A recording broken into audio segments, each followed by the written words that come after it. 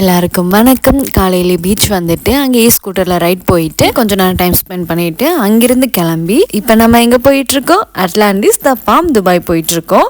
இதுதான் அந்த அட்லாண்டிஸ் ஹோட்டலோட ஃப்ரண்ட் வியூ. இந்த ஹோட்டல் நல்லா பெருசாக இருந்துச்சு. உள்ளே போய் பார்த்தா குட்டி மால் மாதிரி இருந்துச்சு.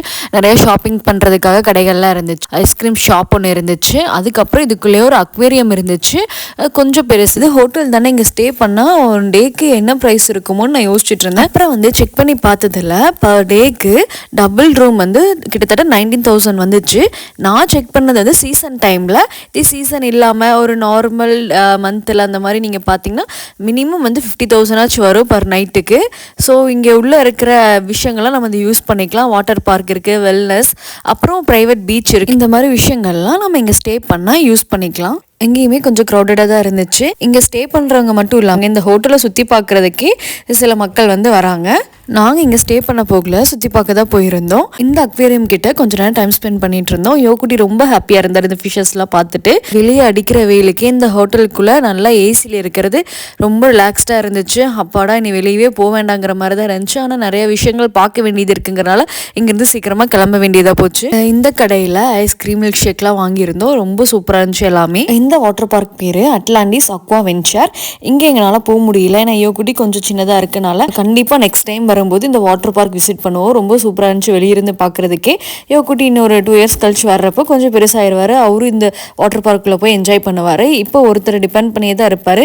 அவரை தனியாக விட்டுட்டு எங்கனாலையும் என்ஜாய் பண்ண முடியாதுங்கிறதால நெக்ஸ்ட் டைம் வரும்போது பார்த்துக்கலான்ட்டு விட்டுட்டோம். இது வந்து மெட்ரோவில் போயிட்டுருக்கோம். இந்த அட்லாண்டிஸ் த பாம்ல இருந்தே நம்ம மெட்ரோ எடுத்துக்கிட்டோம். 2-3 ஸ்டேஷன் இருக்குது, இடையிலையும் ஏறிக்கலாம். ஆனால் நம்ம இங்கேருந்து போகிறதால இந்த பாம் ஜுமேரா ஃபுல்லாக வந்து ட்ராவல் பண்ணுற மாதிரி இருக்கும். ரொம்ப ஹைட்லேருந்து பார்த்தா இந்த பாம் ஜுமேரா வியூ தெரியும். நம்ம மெட்ரோவில் போயிட்டுருக்கனால சைடில் என்னெல்லாம் இருக்குது, எப்படி இந்த பாம்லேயே வந்து நம்மளுக்கு வில்லாஸ் கட்டியிருக்காங்க. வில்லாஸில் இருக்கவங்களுக்கு ப்ரைவேட் பீச்சஸும் இருக்குது. மோஸ்ட்லி வந்து துபாயில் மஸ்ட் விசிட் பிளேசஸ்லாம் வந்து பார்த்தாச்சு. நாங்கள் ஃப்ளைட்டை மிஸ் பண்ணி 1 டே வந்து எங்களுக்கு மிஸ் ஆனதால் சில பிளேசஸ்லாம் பார்க்க முடியல. இந்த மிராக்கல் கார்டன், அதுக்கப்புறம் ஃபியூச்சர் ஆஃப் மியூசியம், இந்த மாதிரி பிளேசஸ் பார்க்க முடியல. நெக்ஸ்ட் டைம் வரப்போ கண்டிப்பாக இதையும் வந்து விசிட் பண்ணிடணும்னு பிளான் பண்ணியிருக்கோம். இங்கே வந்து எங்களுக்கு ஃப்ரெண்ட்ஸ் ஃபேமிலி இருக்கனால ரொம்ப சப்போர்ட்டிவாக இருந்துச்சு. ஏன்னா நாங்கள் அங்கே இங்கேன்னு அலைய தேவையில்லை. எல்லா இடத்துக்குமே வந்து கார்லேயே பிக்கப் பண்ணி ட்ராப் பண்ணாங்க. நிறையா பிளேசஸ்க்கு கூடவே வந்து அண்ணா ஹெல்ப் பண்ணாங்க. இவங்க எல்லாருமே வந்து கோகுலோட யூஜி மெட்ஸ் தான். இவங்களோட ஃப்ரெண்ட்ஷிப் பார்க்குறப்ப எனக்கு கொஞ்சம் ஜெலஸாக தான் இருக்கும். ஸ்டில் இப்போ வரைக்குமே இவங்க கான்டாக்டில் இருக்காங்க, க்ளோஸாக இருக்காங்க.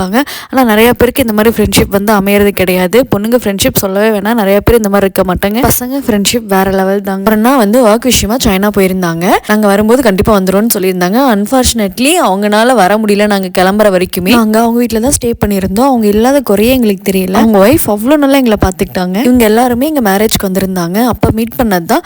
அதுக்கப்புறம் இப்போ தான் நான் இவங்களெல்லாம் மீட் பண்ணுறோம். ரொம்ப ஹாப்பியாக இருந்துச்சு.